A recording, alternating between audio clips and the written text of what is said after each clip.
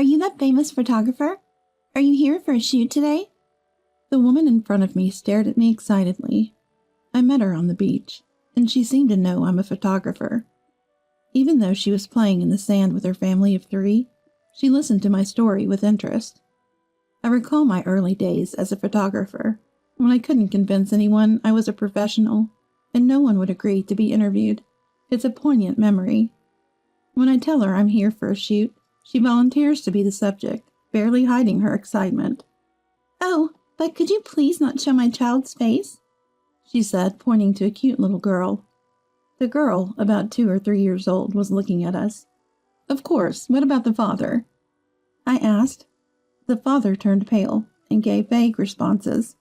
I guess that's inevitable, because the father, building the sandcastle with the girl, is my husband.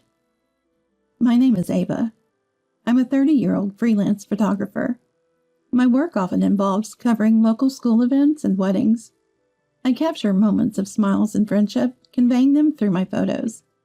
It's not just about taking pictures, but also about shaping people's memories and emotions, sharing their joy.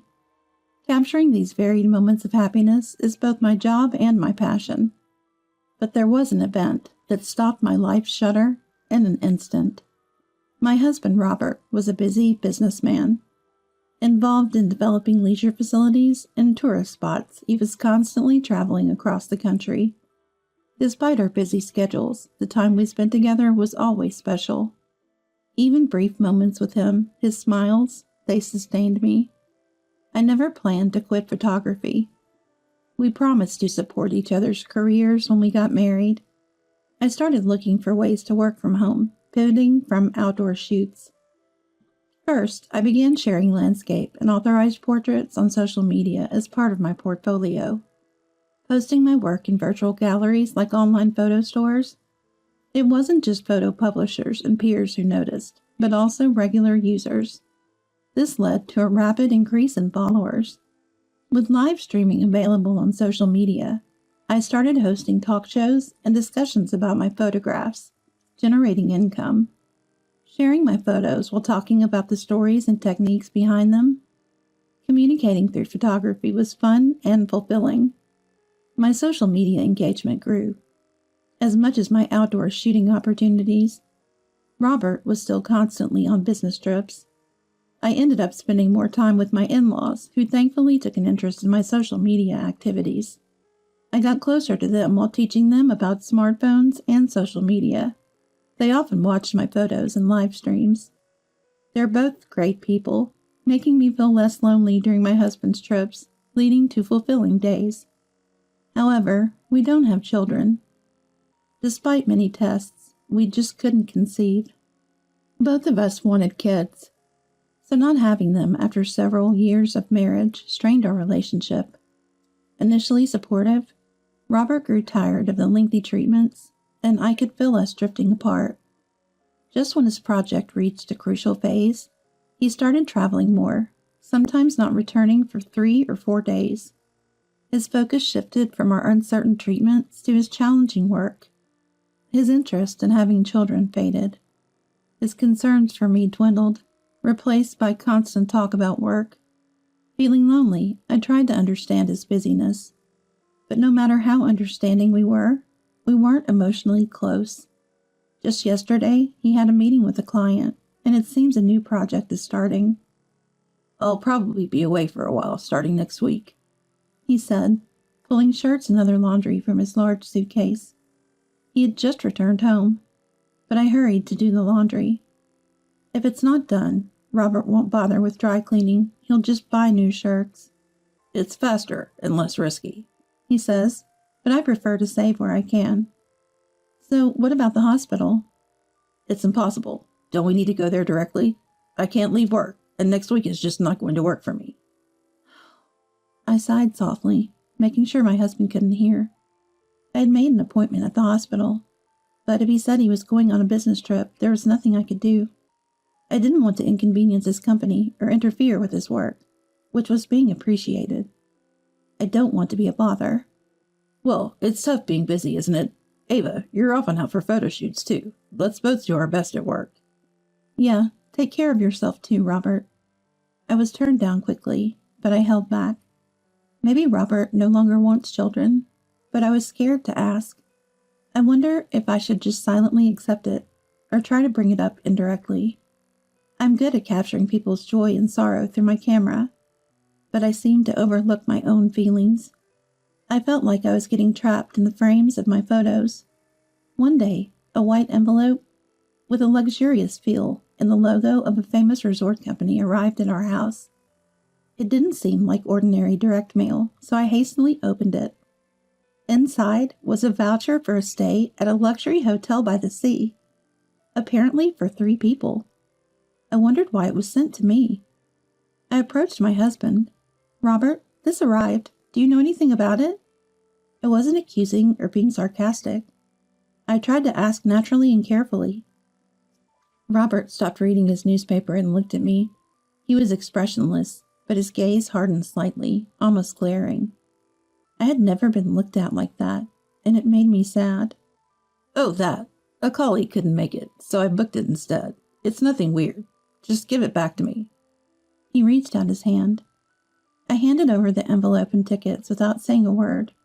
Robert took them, almost snatching them away. But when he saw the address, he looked at me, clearly annoyed. "This is addressed to me. Don't open my mail without asking."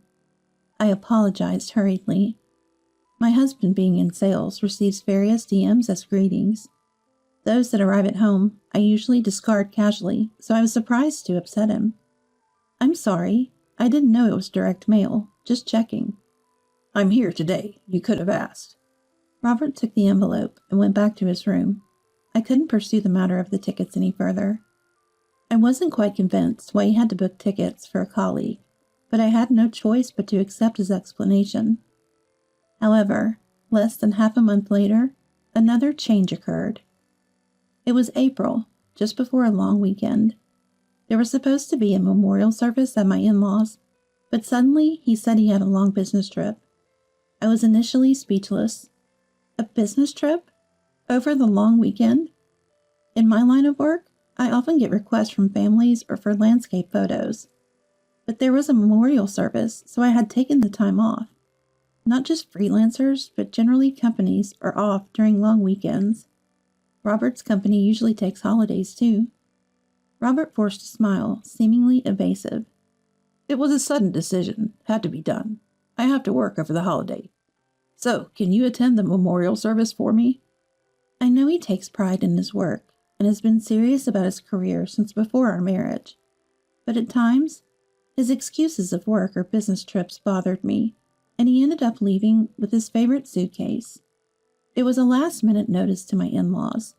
They were angry at his behavior, but tried not to make me feel uncomfortable.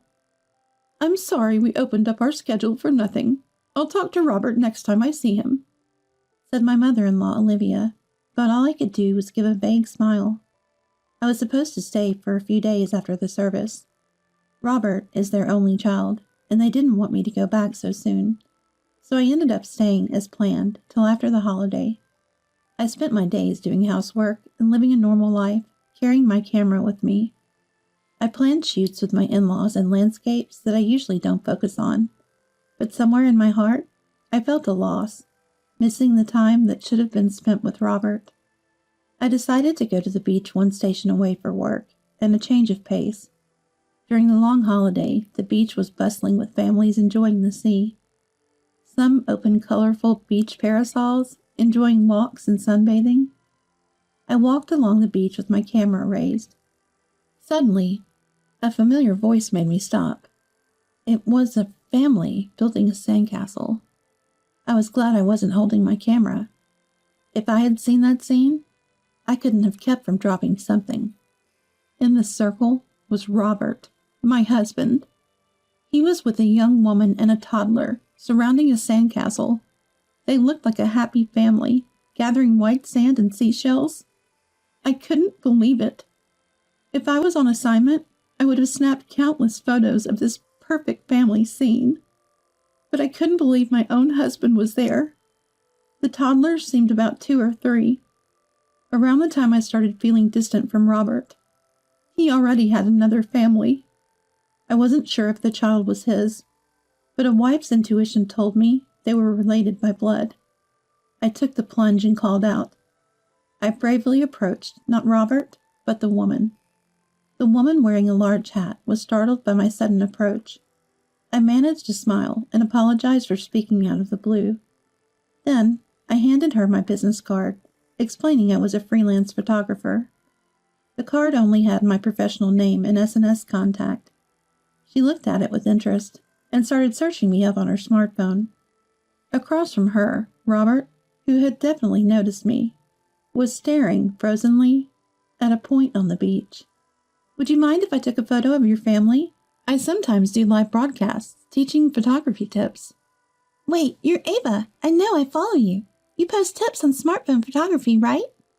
She was excited to be approached by a minor celebrity on SNS, unaware of my situation. Surprised she was a follower, I saw an opportunity, not just for photos, but even a live broadcast. When I suggested it, she eagerly agreed before I even finished. Of course! And there was a lot of excitement. I felt guilty for deceiving her, but my goal was to somehow document Robert's other family. Please teach Mom's photography techniques, right, Robert? Robert was panicking, desperately avoiding looking at me, and thinking of excuses. Maybe we shouldn't, showing our faces and all. I'm a model for brochures. Oh, could you just not show the child? I later learned the woman, Lily, was a model he met through his company's PR department. I agreed, carefully adjusting my smartphone camera to keep the child out of the frame. I set up for live streaming, teaching the mother under the guise of a tutorial. The child was out of frame, leaving Robert as the center of the screen. His strained smile was positively received by the viewers, quickly spreading his cute, nervous dad. After ending the live stream, I thanked them and left. But within 10 minutes, Robert caught up and stopped me. He had left the child behind. I asked him plainly, "What are you thinking?" He was silent, probably too awkward with Lily, and ran to me instead.